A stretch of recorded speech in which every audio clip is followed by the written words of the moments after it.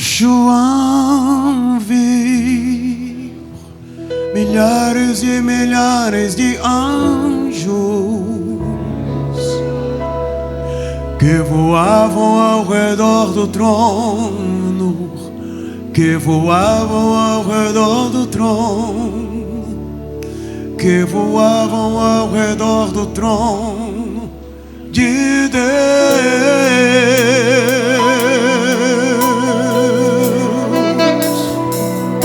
João viu os 7 castiçais de ouro, e no meio dos 7 castiçais, quem? Um semelhante ao Filho do Homem. Quem era esse homem? Era Jesus de Nazaré. Quem me adora, canta aí! Não era um sonho, era realidade. João viu a cidade santa, vários crentes sendo preparada. E quem tem ouvidos ouça o que o Espírito, Jesus Cristo, hey! Olha, oh meu Deus, continue adorando. Me falaram de um lugar, sabe onde é? É um lugar muito distante daqui. Me falaram de um lugar, meu Deus, onde o Rei dos Reis está a reinar, onde o Todo-Poderoso está. Sabe o que ele está fazendo agora? Assentado em seu trono, recebendo adoração que vem do nosso coração. Quem pode levantar a mão e glorificar o nome de Jesus? Vai! Santo, Santo,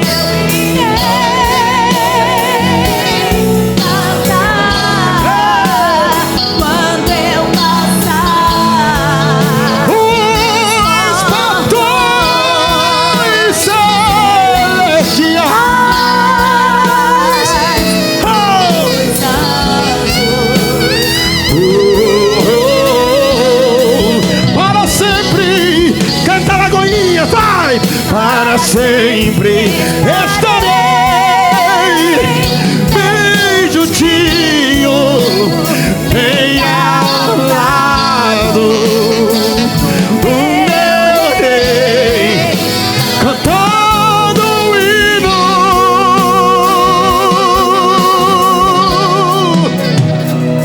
em adoração, em louvor.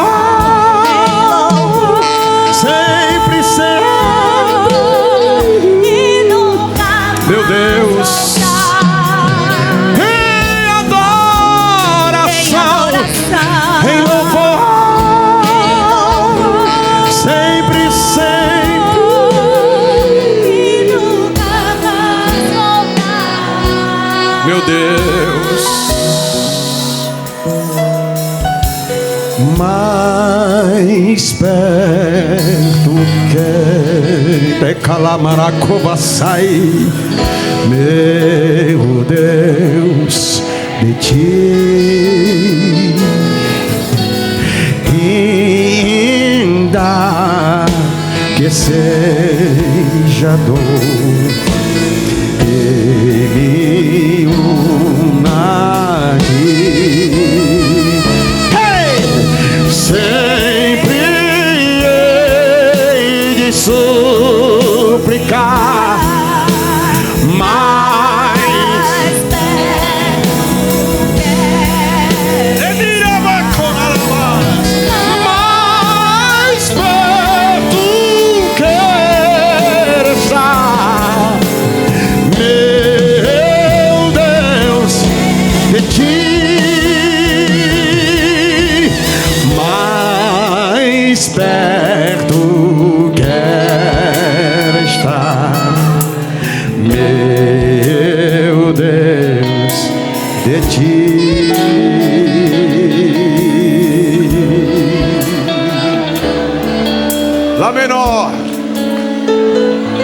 sentindo Jesus aqui.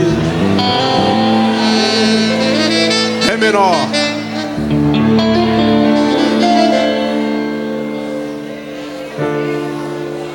Eu não sei o que ele viu em mim. Não entendo porque ele me amou. Eu não sou o que eu deveria ser, mas assim mesmo me abraçou. Sou pequeno, meu Deus. Eu sou falho, ele é fiel. O que eu mereci era morrer. Mas ele o quê? Mas ele me prometeu. Então levanta a mão e canta aí, vai! Eu só quero adorar. Eu estou aqui, e se eu não adorar, faltar. Que ele era show. Iradaracandalébia. Tô sentindo Jesus aqui. Tô sentindo Jesus aqui. Oh glória, oh glória. Canta, coral. Eu não sei o que ele viu em mim. Não entendo porque me amou. Eu não sou o que eu deveria ser. Mesmo assim, ele me abraçou. Levanta a voz. Sou pequeno, ele tem maçúria. Meu Deus, eu sou falho, ele é fiel. O que eu mereci era morrer, meu Pai, mas ele me prometeu o céu. Eu só quero.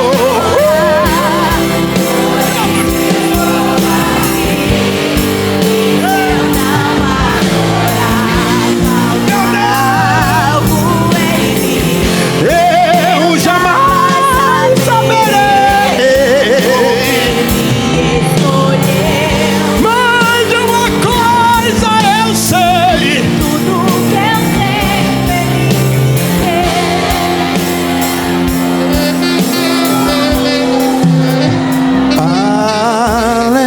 aleluia. Deus, cante. Aleluia.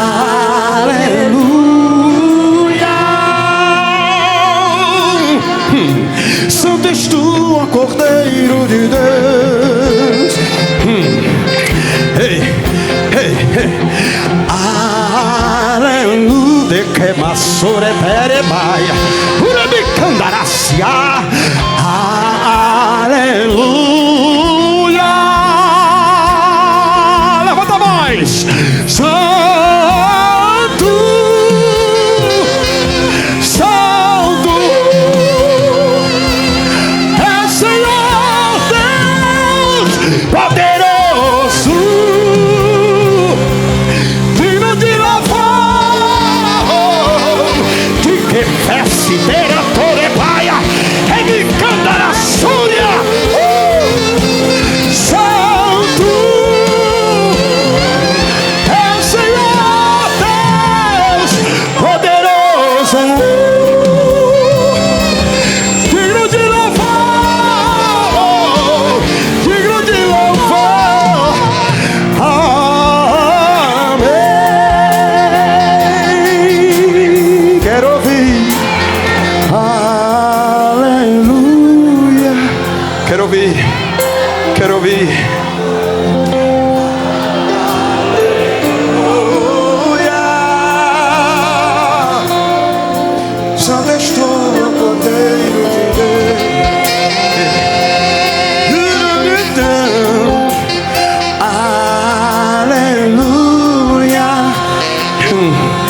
Deus, oh Deus, Akebachai Orébia, Andaxia, levanta a mão, Pai, Santo, Santo,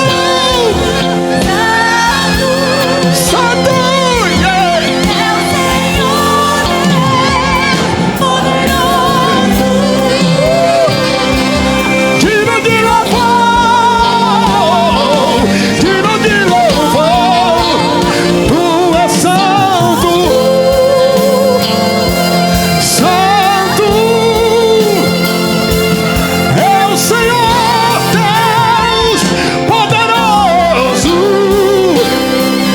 Ele é digno de louvor, digno de louvar.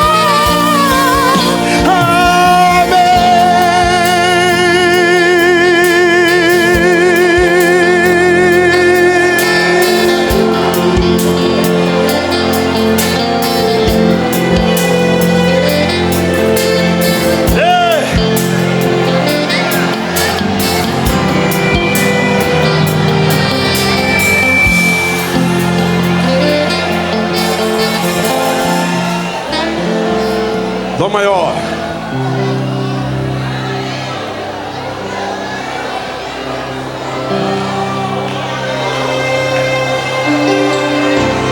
Sol maior.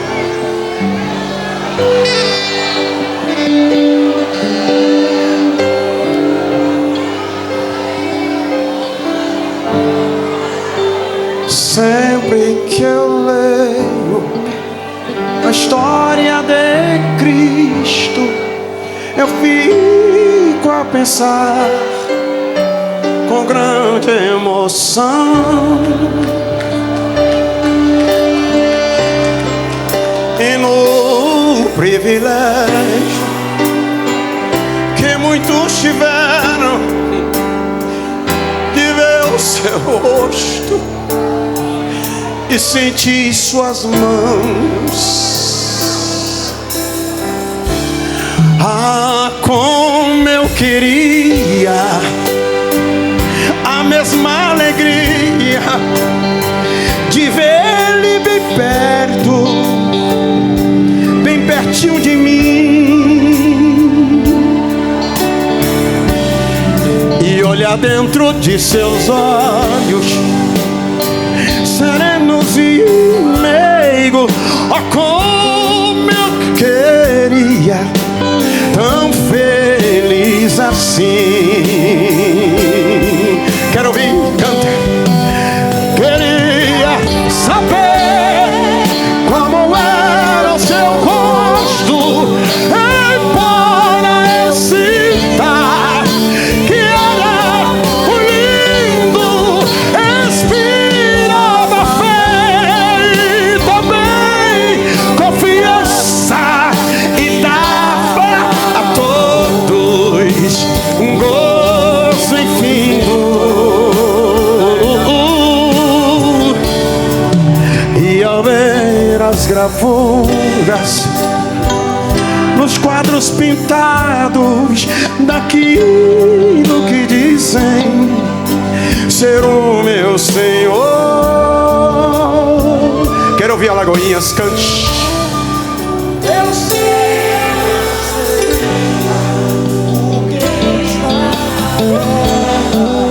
é falsa a inspiração do pintor.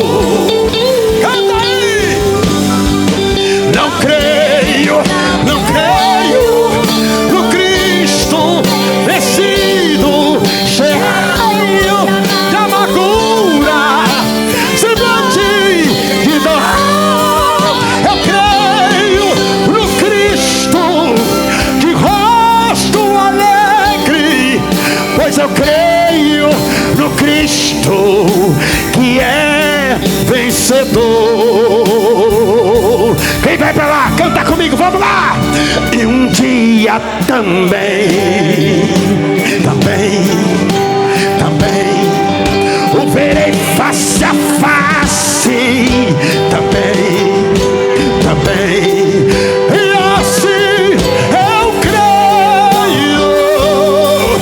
Ei!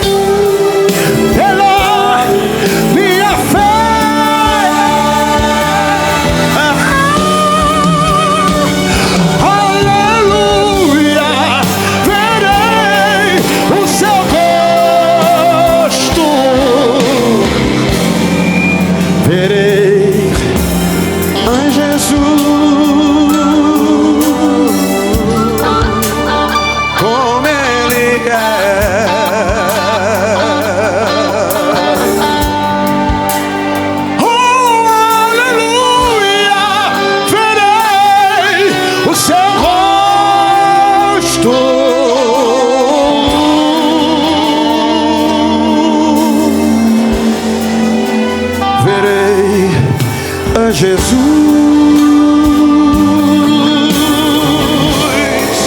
Como Ele é.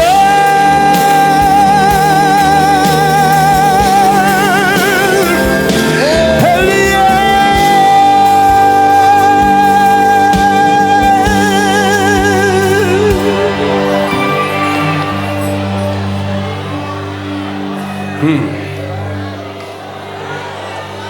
Sei que estás aqui, Senhor. Podes perceber quem sou.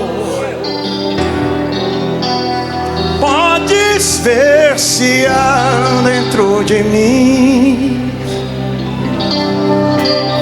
um verdadeiro adorador.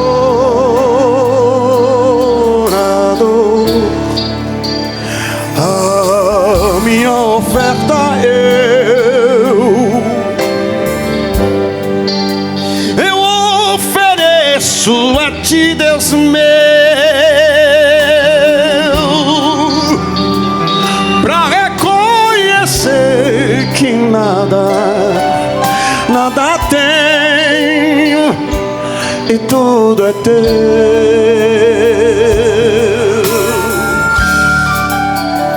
Quero te adorar, ainda que a figueira não floresça. Quem quer cantar comigo, cante, adore. Eu quero te exaltar, mesmo se o dinheiro e a saúde tudo me faltar. Eu sei que a vitória vem, mesmo que pareça que é o fim. Pois Ele é fiel, continua sendo fiel. Pois Tu és fiel, Senhor, fiel a mim. Levanta a mão pro céu, canta, quero ouvir. Tu és fiel, Senhor. Eu sei que Tu és fiel. Tu és fiel, Tu és fiel, Senhor. Eu sei que Tu és fiel.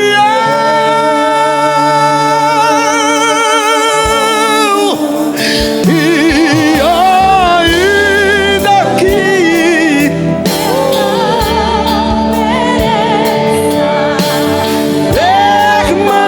permaneces assim,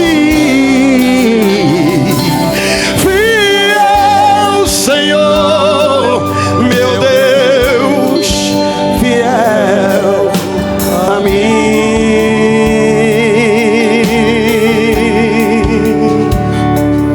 Fiel, Senhor, meu Deus, fiel a mim.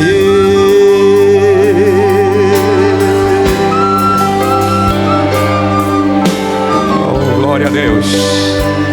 Fique em pé, se possível, Pastor Natanael, com a ministração da palavra do Senhor. Aleluia.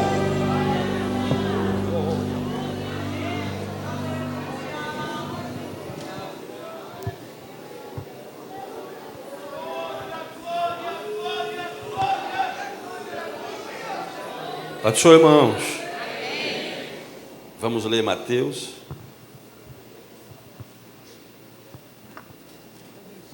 Mateus capítulo 18.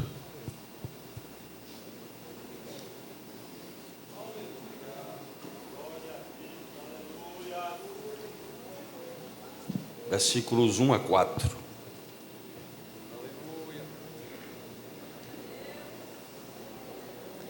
Naquela hora, aproximaram-se de Jesus os discípulos, perguntando: quem é porventura o maior no reino dos céus?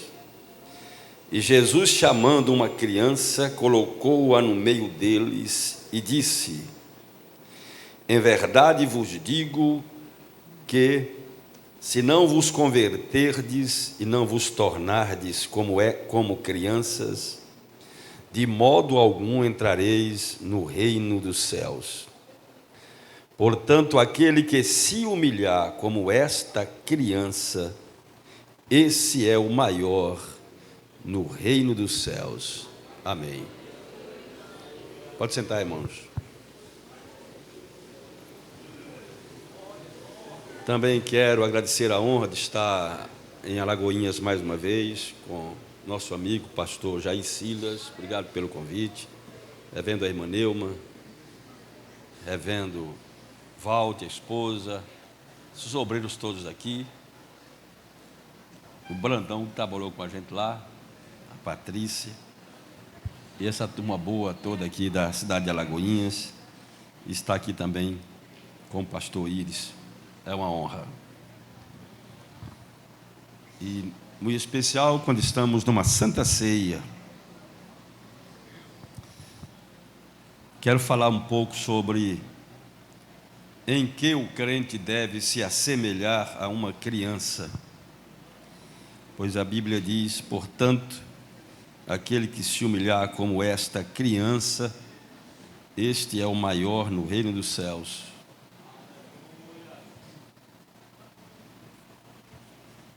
E eu quero destacar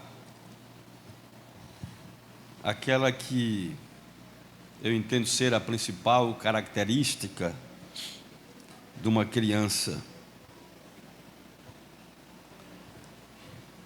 que é a principal de todas, é a disposição para perdoar e não guardar mágoas.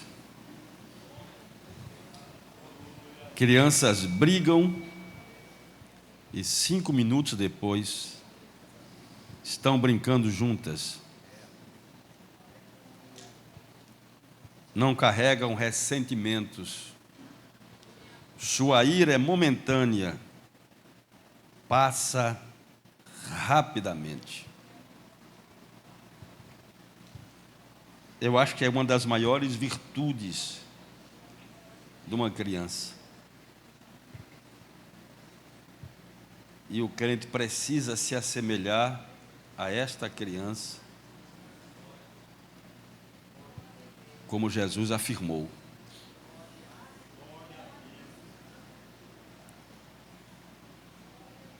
Essa coisa de guardar ressentimentos, mágoas, é coisa de adulto, não é? Às vezes os pais brigam porque as crianças brigaram. E aí os pais ficam intrigados, e daqui a 10 minutos as crianças que fizeram os pais brigarem e ficarem de mal, as crianças estão brincando juntas de novo. E os pais ressentidos. Aí eu quero focar esta manhã aqui sobre o perigo da ira prolongada. Irai-vos e não pequeis, não se ponha o sol sobre a vossa ira, nem deis o lugar ao diabo. Carta de Paulo aos Efésios, capítulo 4, os versículos 26 e 27. Paulo está afirmando que o prolongamento da ira, de um estado de ira, é dar lugar ao diabo, é dar oportunidades ao diabo para agir. Ira guardada, você não resolve, você fica ruminando a ofensa e vira ressentimento. Amargura enraizada, a raiz cresce no coração e contamina a família e a igreja. Coração endurece, você se justifica e não perdoa, e aí perde a comunhão com Deus. Vira um acusador. Quem guarda ira, quem guarda ressentimento, se transforma num acusador profissional. E isso termina bloqueando a nossa oração. A gente ora e Deus não atende, não ouve. Caim é o exemplo de alguém que ficou irado, guardou a ira, cultivou a ira e matou o irmão. Foi exatamente esta ira prolongada que gerou o primeiro homicídio.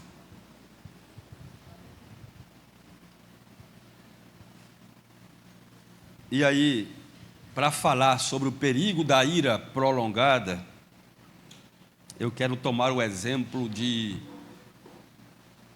Esaú, Edom.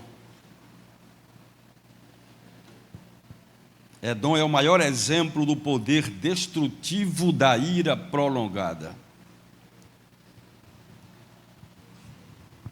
Edom foi um povo que se originou de Esaú, irmão gêmeo de Jacó, filhos de Isaac.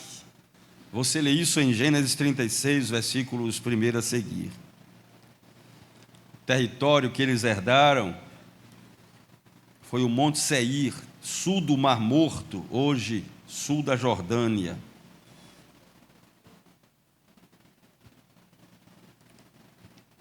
Qual foi o futuro que Deus decretou para Edom, para este povo descendente de Esaú? Qual o futuro Deus decretou para este povo? Obadias capítulo 1, os versículos 10 a 14. A casa de Jacó será fogo, e a casa de José chama, e a casa de Esaú restolho. Aqueles incendiarão a esta e a consumirão, e ninguém mais resta da casa de Esaú, porque o Senhor falou. Jeremias 49, versículos 17 e 18.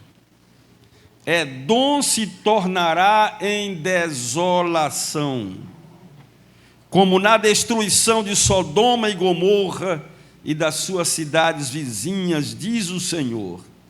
Assim, não habitará ninguém ali, nem morará nela homem algum. Ainda, em desolações perpétuas te porei, as tuas cidades jamais serão habitadas. Ezequiel 35, versículo 9. Porém aborreci a Esaú, porém aborreci a Esaú e fiz dos seus montes uma assolação e dei a sua herança aos chacais do deserto. Ainda Malaquias, se Edom diz, fomos destruídos, porém tornaremos a edificar as ruínas. Então diz o Senhor dos exércitos, eles edificarão, mas eu destruirei. E Edom será chamado terra de perversidade. Interessante que essa expressão terra de perversidade é um nome próprio. e povo contra quem o Senhor está irado para sempre. Também é um nome próprio.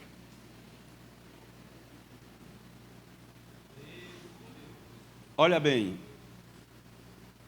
existem promessas para o futuro do Egito, existe promessa para o futuro de Moabe, de Amon, existe promessa para o futuro da Síria, mas não há promessa para o futuro de Edom.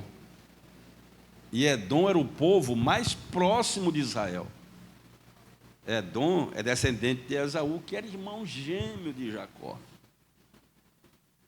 Moabe e Amon foram povos que se originaram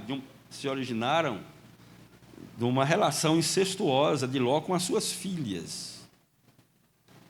Mas há promessas em Jeremias 48, versículo 47, 49, versículo 6, promessa para o futuro de Moabe e de Amon. Mas não há promessa para o futuro de Edom. Edom será extinto, exterminado. Edom é o povo contra quem o Senhor está irado para sempre. Aí a pergunta é: qual a razão para um juízo tão duro contra Edom? A gente lê Ezequiel, capítulo 35.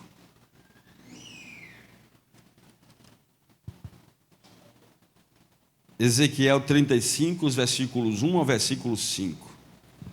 Veio a mim a palavra do Senhor dizendo: Filho do homem, volve o rosto contra o monte Seir e profetiza contra ele. Dize-lhe: assim diz o Senhor Deus, eis que eu estou contra ti, ó monte Seir, e estenderei a mão contra ti, e te farei desolação e espanto. Farei desertas as tuas cidades, e tu serás desolado, e saberás que eu sou o Senhor. Qual a razão para tão duro juízo? Versículo 5. Pois guardaste inimizade perpétua, e abandonaste os filhos de Israel à violência da espada, no tempo da calamidade e do castigo final. Deus está dizendo: todo este duro juízo virá sobre ti, porque guardaste para sempre a tua ira contra o teu irmão.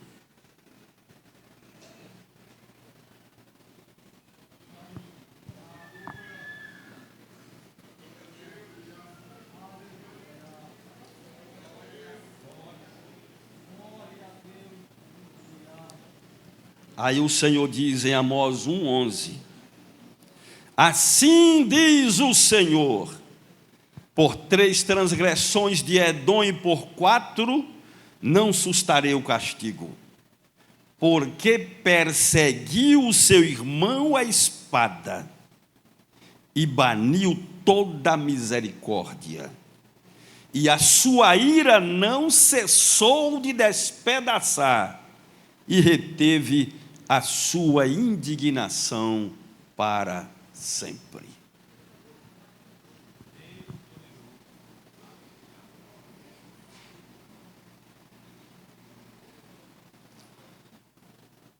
A gente sabe como aconteceu, como tudo isso começou. Jacó e Esaú, irmãos gêmeos. Esaú nasceu primeiro, Jacó nasceu depois, mas diz que Jacó já nasceu agarrado ao calcanhar de Esaú. A sua mãe, a mãe deles, ouviu o Senhor dizer a ela: quando ela sentia incômodo na gravidez, porque parece que os meninos já estavam brigando prematuramente. Aí Deus diz a Rebeca: no teu ventre existem 2 nações. Não é? Mas o mais velho será o quê? Servo do mais moço.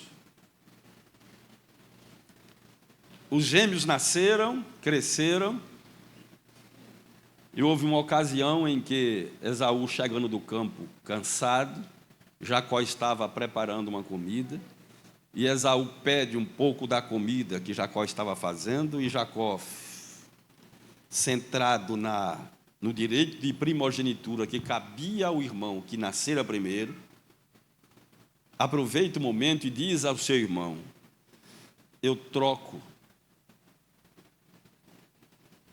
eu lhe dou a comida se você me der em troca o direito da primogenitura.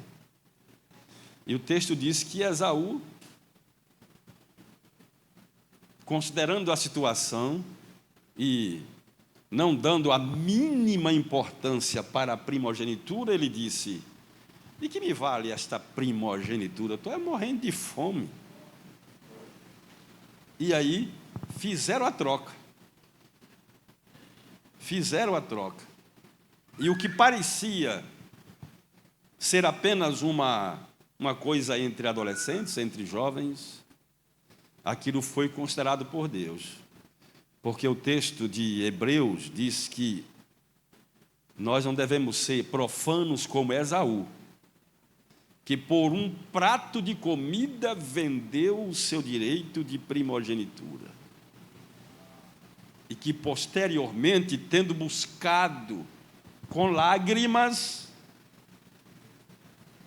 não lhe foi mais possível reavê-lo.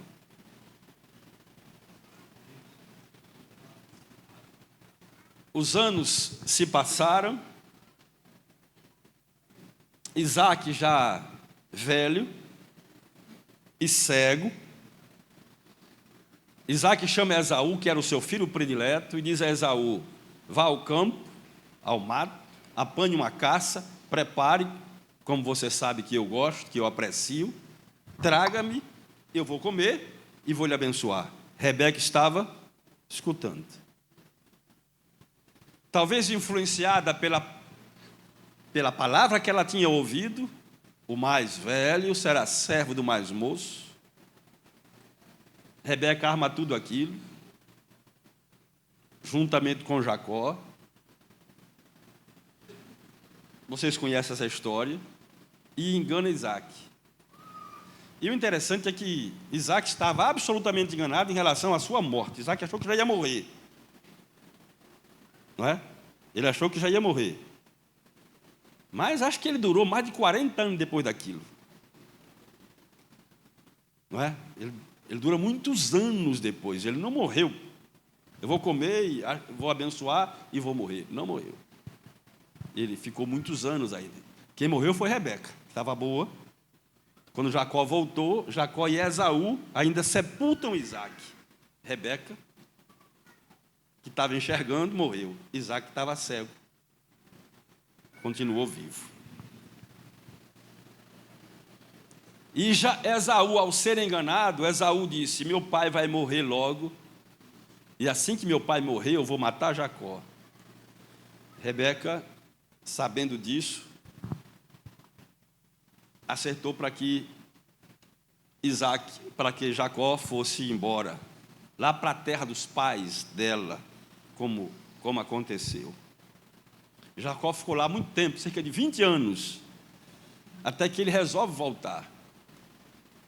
E ele volta temeroso de que Esaú, seu irmão, o estivesse ainda esperando, irado, para matá-lo. Quando ele está voltando com suas mulheres, seus filhos, seus animais, alguém lhe traz a notícia: Esaú, teu irmão, está vindo ao teu encontro com 400 soldados, 400 homens. Jacó temeu demais. A gente conhece a história. Dividiu o pessoal, dividiu o rebanho, enviou presentes para Esaú, desceu ao val de Jaboque e foi orar a Deus. Lembra do anjo que lhe apareceu? E que muda o nome dele ali. E aí, quando ele encontra com Esaú, temeroso, ele se prostra 7 vezes diante de Esaú. Mas quando ele levanta a cabeça, Esaú corre ao seu encontro, se enrosca no seu pescoço, eles se abraçam e eles choram. E parecia que ali estava tudo resolvido. Parecia que estava tudo resolvido ali. Mas não estava. Esaú deve ter passado toda aquela informação para os seus descendentes. E ainda que entre eles estivesse acertado, ele passou isso aos seus descendentes. E esta ira se prolongou. E esta ira se prolongou. Se a gente for estudar um pouco sobre a linha do tempo desse ódio, em 1900 a.C., Jacó foge de Esaú, porque Esaú queria matá-lo. Gênesis capítulo 27, versículo 41. Em 1400, portanto, muitos anos depois, quando Israel está voltando agora do Egito em direção à terra prometida, muitos anos já havia se passado. Edom, antes de Israel, já era uma nação. Uma nação, enquanto Israel era um povo escravo, Edom, os descendentes de Esaú, já era uma nação. E quando Israel está vindo, a gente lê isso em Números capítulo 20, versículo 18 a 21, eles mandam um recado. Moisés manda um recado, pedindo passagem pela terra de Edom para poder entrar na terra prometida.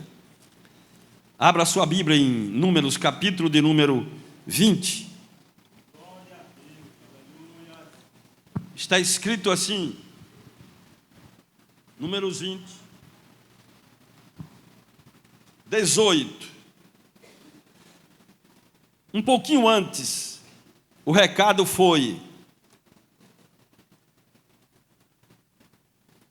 versículo 14: enviou Moisés de Cádiz mensageiros ao rei de Edom a dizer-lhe: assim diz teu irmão Israel, bem sabes todo o trabalho que nos tem sobrevindo, como nossos pais desceram ao Egito, e nós no Egito habitamos muito tempo, e como os egípcios nos maltrataram a nós e a nossos pais. E clamamos ao Senhor, e Ele ouviu a nossa voz, e mandou o anjo, e nos tirou do Egito, e eis que estamos em Cádiz, cidade nos confins do teu país.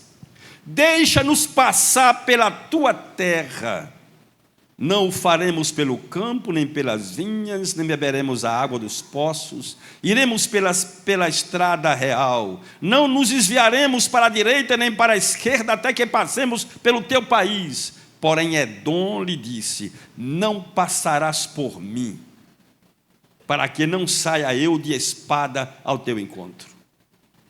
Então os filhos de Israel lhe disseram: subiremos pelo caminho trilhado, e se eu e o meu gado bebermos das tuas águas, pagarei o preço delas. Outra coisa não desejo senão passar a pé.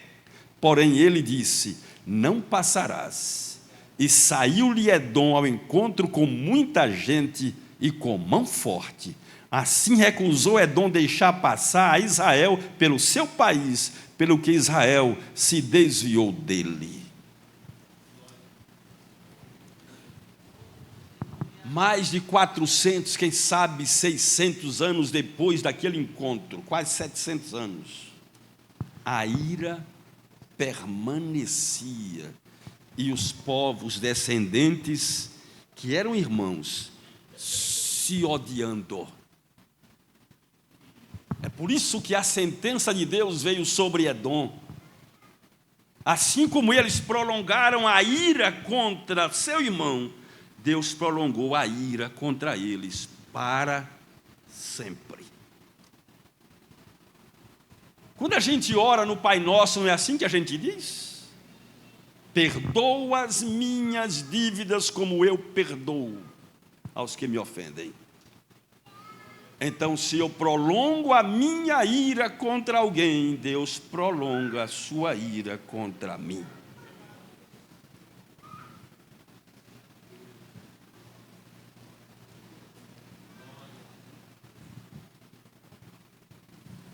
Mil anos antes de Cristo, no reinado de Davi, para que os irmãos tenham uma ideia, o livro de Obadias foi escrito só para falar sobre isso. Só para falar sobre o problema entre esses irmãos, só para falar sobre a ira que havia, aleluia, entre esses irmãos. Leia comigo Obadias. O livro de Obadias não trata de outra coisa senão de Edom. Visão de Obadias. Assim diz o Senhor, Deus, a respeito de Edom. Temos ouvido as novas do Senhor, e às nações fui enviado um mensageiro que disse: levantai-vos, levantemo-nos contra Edom para a guerra. Eis que te fiz pequeno entre as nações, tu és muito desprezado. A soberba do teu coração te enganou.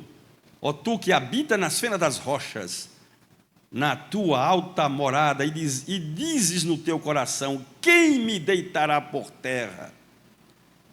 E aí vem o versículo 10. Por causa da violência feita a teu irmão Jacó, cobrir-te-á a vergonha e serás exterminado para sempre. No dia em que, estando tu presente, estranhos lhe levaram os bens, e estrangeiros lhe entraram pelas portas, e deitaram sorte sobre Jerusalém, tu mesmo era um deles.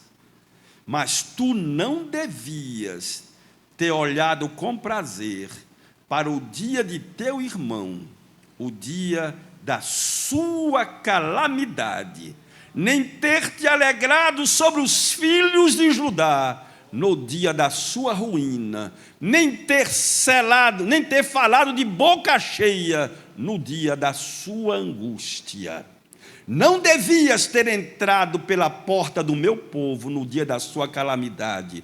Tu não devias ter olhado com prazer para o seu mal no dia da sua calamidade, nem ter lançado mão nos seus bens no dia da sua calamidade. Não devias ter parado nas encruzilhadas para exterminares os que escapassem, nem ter entregado aos que lhe restassem no dia da angústia. Olha quantas vezes Deus repete: tu não devias, tu não devias, tu não devias, tu não devias, tu não devias, tu não devias.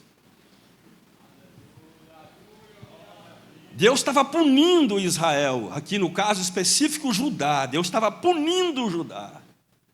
Mas Esaú não devia se alegrar com isso. Sabe, às vezes eu ouço até pastores falar de boca cheia: mexeu comigo, Deus puniu, está vendo? Mexe com o homem de Deus. Isso é falar de boca cheia. É o prazer de ver Deus punindo. Aí Deus está dizendo: tu deverias ter se compadecido. Tu deverias ter misericórdia. Mas tu não tivestes misericórdia. Tu ajudou o inimigo contra eles. Se alguém estava fugindo, você ficou sorrindo quando ele sofria. O texto está dizendo: não deverias ter se alegrado no dia da sua calamidade.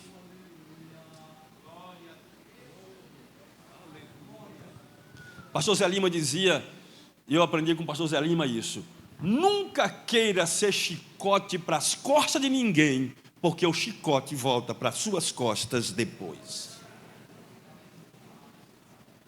Parece que é assim, sempre que Deus usa alguém como chicote para as costas de alguém, é porque aquele alguém também está contraindo alguma culpa para o chicote voltar depois para as costas dele. Porque a nós, servos de Deus, nos compete a ter misericórdia e compaixão.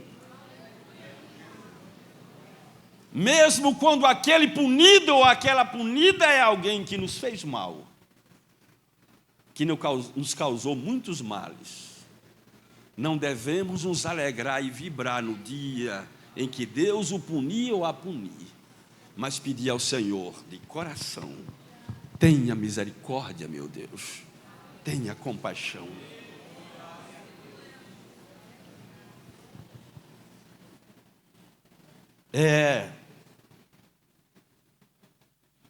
Esse negócio se prolongou tanto que na era cristã,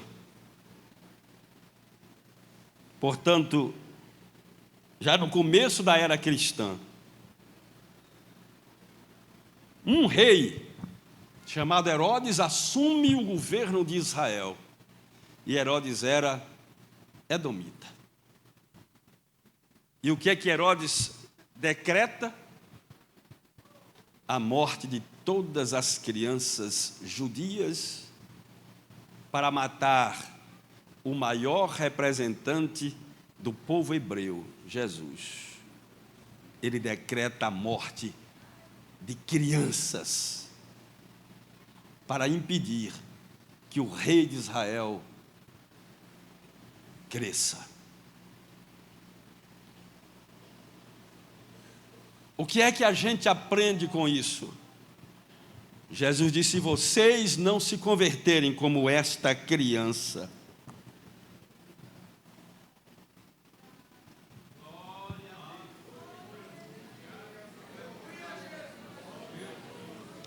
e como Deus não fala para cadeiras e bancos, Ele fala sempre para o seu povo, que aguça os ouvidos para ouvir o que Ele diz, e se submeter à sua palavra. Então a sua palavra não está sendo pregada em vão aqui esta manhã. Nós precisamos ouvi-la. Aleluia! Porque é possível que existam situações parecidas com esta descrita. Irmãos de fé, não é para se odiarem. Irmãos, é para se amarem. Paulo disse: a igreja do Senhor é um corpo.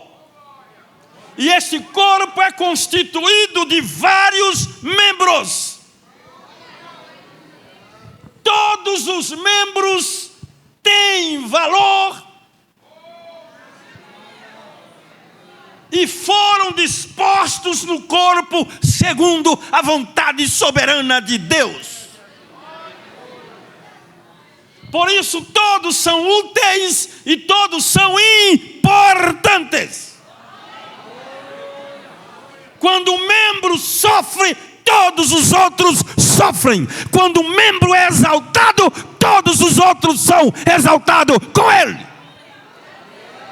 Não pode haver lugar para competição, há lugar para cooperação. Não pode haver lugar para disputa, não pode haver lugar para brigas, intrigas. Não, estamos trabalhando para o mesmo Senhor, regidos pelo mesmo Rei, governado por Jesus.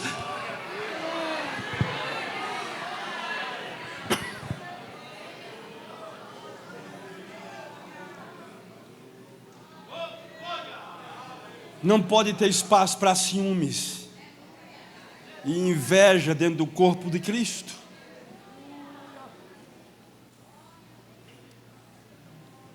Por isso é que tem reuniões como esta, para que haja reconciliação, para que haja perdão, para que as coisas se acertem e cada membro do corpo coopere para o bem do todo. Isso é tão sério que Jesus fala a parábola do servo ou do credor incompassivo de Mateus capítulo 18. Um servo que devia muito dinheiro ao seu senhor e não tinha como pagar, e o senhor o abordou e o cobrou: paga-me o que me deves. E ele disse: sê paciente para comigo e tudo te pagarei. E o senhor, olhando para ele e percebendo que ele não tinha a mínima condição de pagar aquela dívida, mas vendo o seu estado de prostração e de humilhação diante dele, ele disse: está perdoado, vá em paz, você não deve nada. Uma dívida impagável. Quando ele sai dali, ele encontra um conservo dele, um devedor pequeno, que lhe devia uma quantia irrisória, mas para o que devia, grande. Paga-me o que me deves. E o moço fez com ele o mesmo que ele havia feito pouco tempo atrás com o seu senhor. Se prostrou-se e disse: tenha paciência. Tenha paciência comigo, e eu vou lhe pagar tudo. E ele disse: não, tem que pagar agora. Estava humilhando o cidadão, o seu conservo. Quando alguém passa e vê aquela cena, e que tinha contemplado a cena anterior, os que viram aquela cena, eles tinham contemplado a cena anterior, e eles ficaram indignados. Mais ou menos assim: como pode um cidadão ser tão ingrato, tão ruim? Ele acabou de ser perdoado uma dívida que ele não tinha condições de pagar, e ele está humilhando o seu conservo, que lhe deve uma mixaria. Aí foram falar com o seu senhor, e o senhor mandou chamá-lo. E agora o senhor não o trata mais com misericórdia, mas o senhor é duro com ele. E as palavras que o senhor usou foi: servo malvado. Perdoei toda aquela dívida porque tu me suplicaste. Não devias tu ter feito o mesmo para com o teu conservo? Pois agora a situação mudou. Você vai ser entregue aos verdugos até que me pague toda a dívida. Sabe o que é um verdugo? É um carrasco. Sabe o que é um verdugo? É um executor cruel. E o Senhor diz: eu vou entregar você a este carrasco cruel, a este executor cruel, até que você me pague toda a dívida. Depois de Jesus falar isto, ele vira para os seus, a quem ele queria ensinar, e disse: assim o vosso Pai Celestial fará.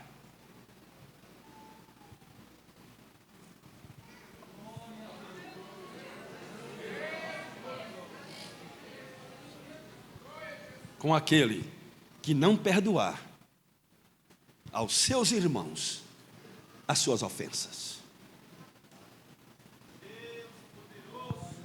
Nós vamos cear neste instante. Vamos pegar o pão e o vinho. E sempre que a gente pega nos elementos da Santa Ceia, nós estamos dizendo neste ato ao Senhor que está nos vendo aqui: o meu coração está limpo, Senhor. Absolutamente limpo. Limpo em relação ao Senhor. E limpo em relação aos meus irmãos. Verifica o meu coração e me trate segundo o que o Senhor vir.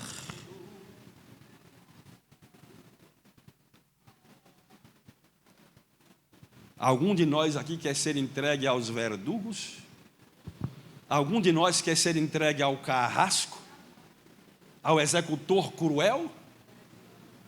Algum de nós quer ainda teimar em prolongar esta ira? Olha para mim, não há promessa para quem prolonga a ira.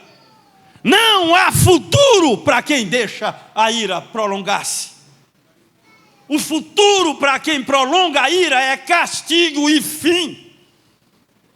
Deus diz: Edom será extinto para sempre. Eu estou irado com Esaú para sempre. Tem futuro para Amon, tem futuro para Moabe, tem futuro para Síria, mas não tem futuro para Edom. Edom era o mais próximo.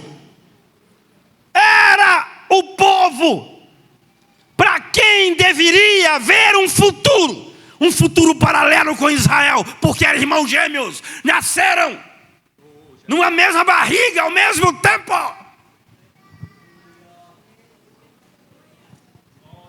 Edom nasceu fruto da oração do seu pai Isaque. Sua mãe era estéril, mas Isaque orou por ela. Deus sarou e lhe deu filhos gêmeos.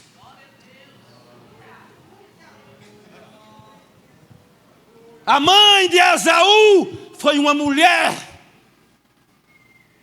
que foi buscada pelo Senhor. Quando Abraão diz: eu não quero que meu filho se case com gente desta terra, chama Eliezer, faz uma aliança com ele, vai entre os meus parentes e traga de lá a esposa para o meu filho. Eliezer foi, viajou quilômetros e mais quilômetros, e quando chegou lá, na fonte próxima da cidade, ele se ajoelhou e fez uma oração a Deus. Disse: Senhor, a moça que descer para tirar água, e que eu lhe pedi água, e ela tirar bondosamente água, e de água aos animais, é esta moça que o Senhor escolheu para ser a mulher do meu Senhor. Rebeca chega, preenche todas essas expectativas, e ele entendeu: Deus está nesse negócio. Então Esaú era filho de um homem de oração e de uma mulher que o Senhor preparou para ser a esposa dele. Quando Eliezer está voltando com Rebeca, Isaac estava vindo do campo da oração. Então este era, mesmo que ele tenha vendido o direito de primogenitura dele, mas como um povo paralelo ao povo de Israel, era um povo que devia ter um futuro melhor do que Moabe, melhor do que Amon, melhor do que a Síria. Mas Deus diz: tem futuro para Moabe, que nasceu de uma relação pecaminosa. Tem futuro para Amon, que nasceu de uma relação pecaminosa. Mas não tem futuro para Esaú, que nasceu de uma relação que eu aprovei. E qual a razão? Porque ele se irou com seu irmão para sempre.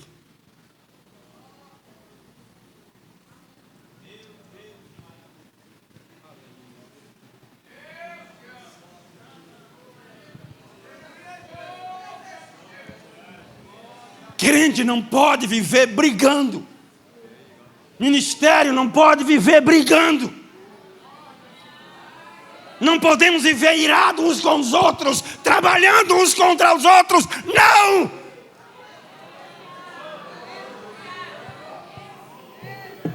Se fizermos isso, Deus vai nos destruir. O Senhor não opera na iniquidade, não opera nas contendas, nas brigas, nas iras. Não! Deus opera na comunhão. Onde há paz, onde há comunhão, aí está operando o Espírito Santo de Deus.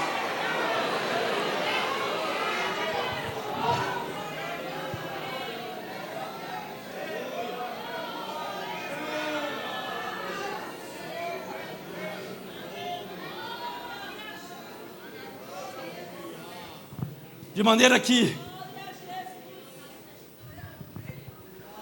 e talvez seja uma palavra profética para alguém aqui esta manhã, as coisas eram para dar muito mais certo e tem dado errado. Você foi chamado por Deus, o Senhor lhe chamou e lhe salvou, perdoou os seus pecados e o colocou na sua igreja.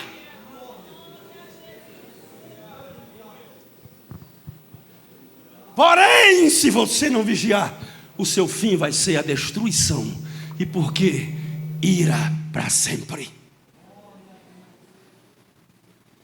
E aí você vai remoendo esta ira e vai encontrando mais motivos para continuar irado. Você vai remoendo isto e você vai encontrando razões para ficar mais irado ainda. Uma pessoa me disse lá em Serrinha, que eu não me lembro do que fulano de tal me fez há 30 anos, há 20 anos atrás. Eu fico mais com raiva agora do que eu fiquei há 20 anos atrás. E tem gente assim, remoendo aquela ofensa, remoendo aquele passado, remoendo aquele ressentimento, remoendo aquela mágoa. E o diabo dizendo, você tem razão, você tem razão, você tem razão, você tem razão. Você está irado é pouco, você tem razão para estar irado muito mais. E você vai se irando, vai se irando, vai se irando, vai se irando, vai se irando. E quanto mais irado a gente fica, mais parecido com o diabo a gente fica. E quanto mais irado a gente fica, Deus vai se afastando, Deus vai se afastando, Deus vai se afastando, e o inimigo vai se aproximando, e Deus está dizendo, como disse a Caim: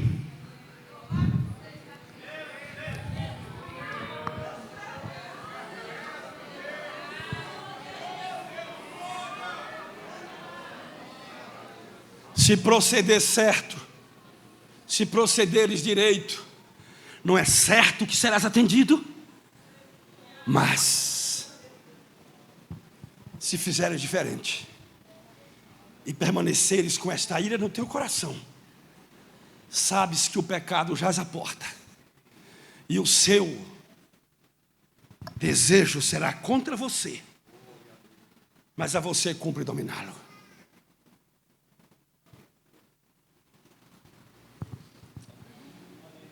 Eu não quero ser alguém contra quem Deus está irado para sempre,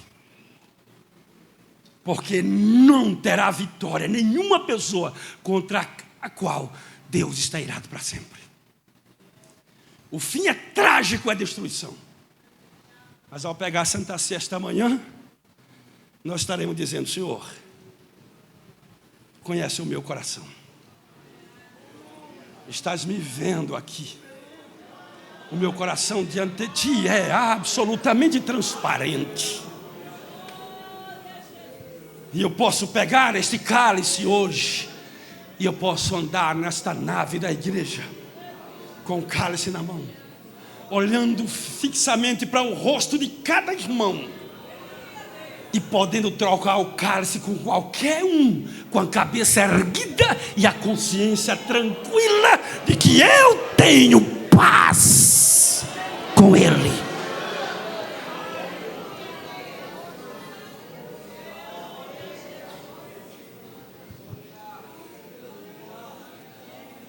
Estou zangado com meu marido, pastor.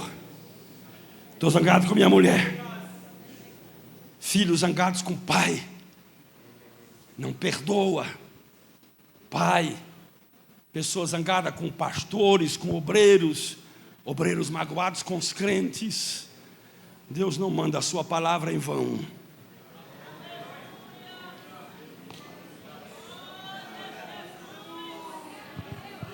Que o Espírito de Deus abra o nosso coração esta manhã para perdoar.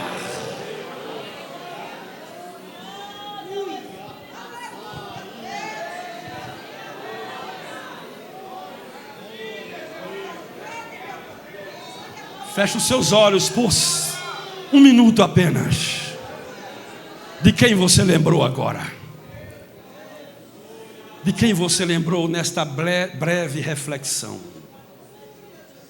Quem foi que te ofendeu? Quem foi que te prejudicou? Com quem está magoado e ferido o seu coração nesta hora?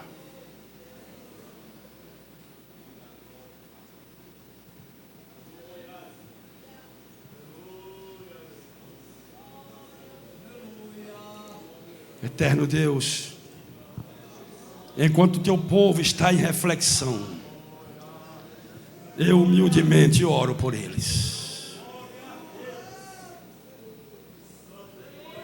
Olha para dentro de nós agora, Senhor, a quem nós precisamos perdoar. Porque se nós não perdoarmos, não seremos perdoados. E se não formos perdoados, tomaremos a Santa Ceia esta manhã indignamente. E o que toma indignamente, toma para a sua própria condenação. Esse lugar é lugar de paz, de comunhão, de reconciliação, de conserto. Este lugar é lugar de reconhecer que todo mal que alguém me fez não pode ser comparado ao mal que eu fiz ao Senhor. E o Senhor lançou os meus pecados no mar do esquecimento. Então eu devo nesta hora abrir o meu coração para perdoar. Estenda as tuas mãos agora, toda mágoa, todo rancor, todo ressentimento, toda ira contida, Senhor. Há tanto tempo esta ira está neste coração, meu Deus, enfermando esta alma, adoecendo esta vida emocionalmente e espiritualmente. Mas esta manhã, na autoridade do nome que é nome acima de todos os nomes, nós quebramos esse ódio, quebramos esta ira, quebramos esta mágoa, quebramos esse ressentimento. No lugar vai o amor, no lugar vai a reconciliação, no lugar vai a paz. Aleluia, em nome de Jesus. Eu quero repreender toda a ação de Satanás, todo o direito que o maligno tinha sobre esta vida, por quanto deste mal, desta ira contida ao longo de tantos anos. Esta pessoa estava dando lugar ao diabo, e o diabo se aproximando, dominando e controlando esse coração. Mas esta noite, esta manhã, eu te repreendo, Satanás, em nome de Jesus, porque este mal está sendo quebrado e esta pessoa está vencendo isto agora, para a glória do nome de Jesus. Amém.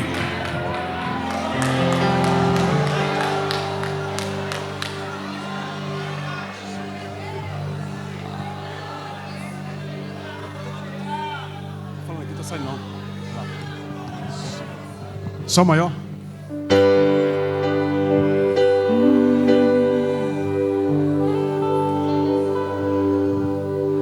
A ditosa cidade deve ser linda. Se eu pudesse, eu iria pra lá agora. Veria o Senhor frente a frente,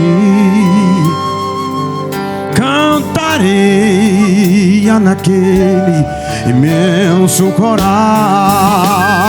Canta aí! Veria anjos e querubins ali reunidos, cantando hosanas ao Rei. Breve esse meu pensamento será realidade, pois pra lá eu voarei. Veria ainda, sabe quem? Todos os discípulos que andaram por aqui pregando a palavra. Ah, como eu imagino abraçar Paulo e Tiago, ver João, Abraão, Isaac e Jacó. Canta, coral, vai!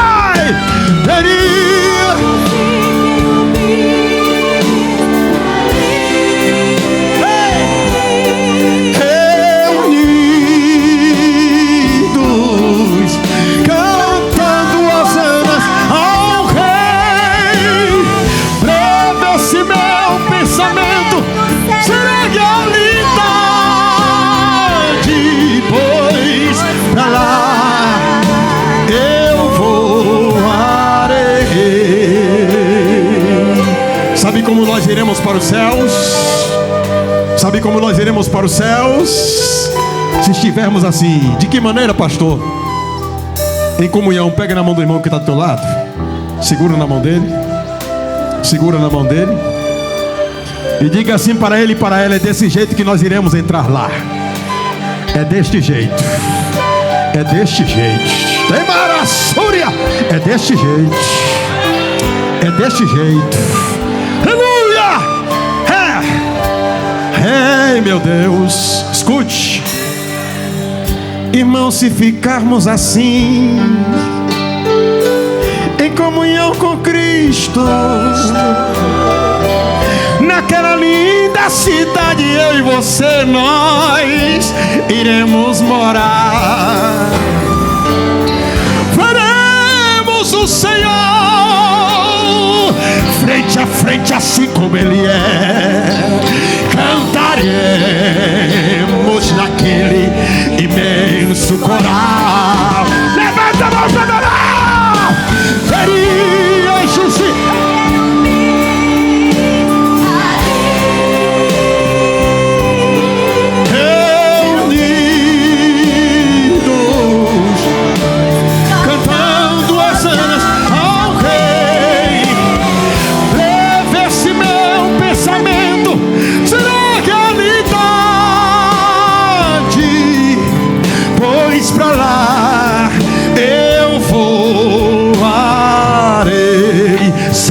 Cante,